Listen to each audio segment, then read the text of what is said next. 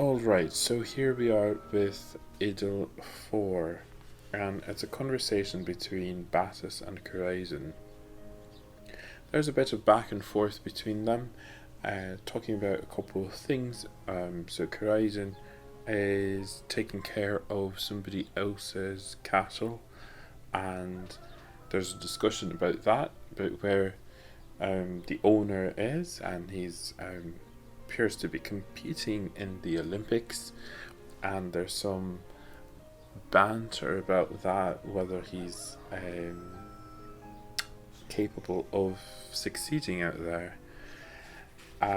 There's something that I found really interesting, and the note itself didn't comment on this, which I found rather strange. So Amaryllis is mentioned here, but Amaryllis is dead.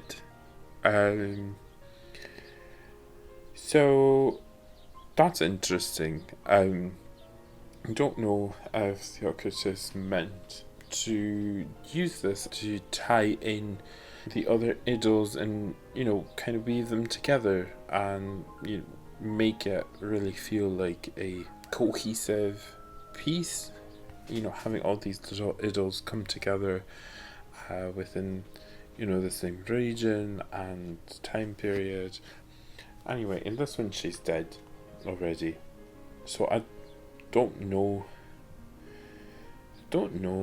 if this means that she was a nymph or not, if we can say that with any certainty. I'm not sure if nymphs die, so that should be something that we could look into. Or this might just be a completely different Amaryllis. Maybe that is the popular name of the time for girls out there in Croton. But there's a little scene where is it Corazon that gets poked? No, it's Battus who gets poked by a thorn right below the ankle.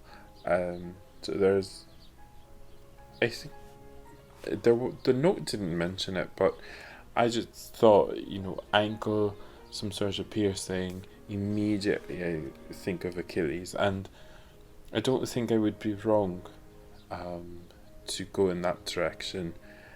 Certainly, Theocritus makes use of the Iliad and the Odyssey for his own purposes, and to have that little moment there, I don't think we would be wrong to start to think it takes us back there to the Iliad. Although here in the notes it says something about a statue, a sculpture, that might portray that scene in a way.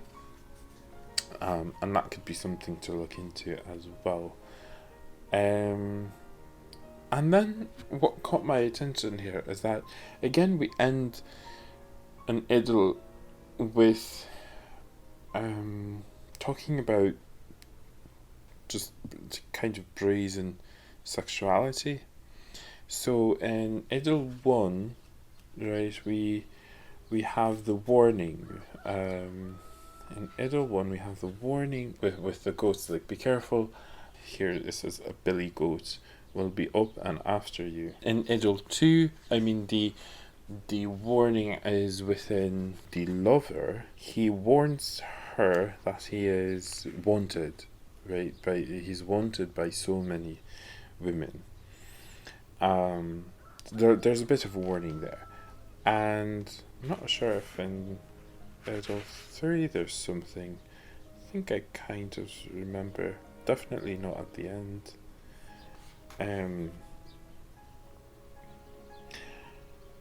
But at least, so particularly between 1 and 4, this kind of warning, well, it's not warning, it's just mentioning right at the end some sort of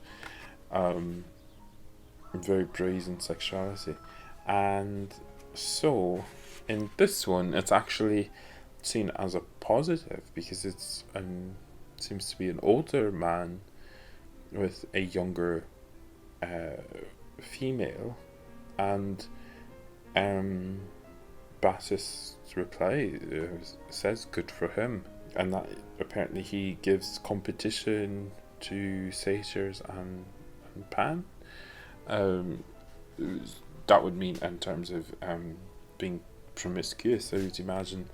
And so a kind of welcoming of that kind of sexual energy that seems to be put away in Idyll 1, right? And Idyll 2 also is kind of the aftermath of that madness of love, right? That I think is a reference to the Iliad, is it? Zeus talking about Hera. I think there's a note about that somewhere in for one of these. I forgot about already, but I think it's in Idyll 2. But anyway, so there's something very interesting going on, and that is something that I will keep my antennas out for. Going forward, there seems to be this movement or variations about how sexuality is treated, and so here we have one other mention of it. And so yeah, next will be Idyll 5, and we'll go on from there. Alright.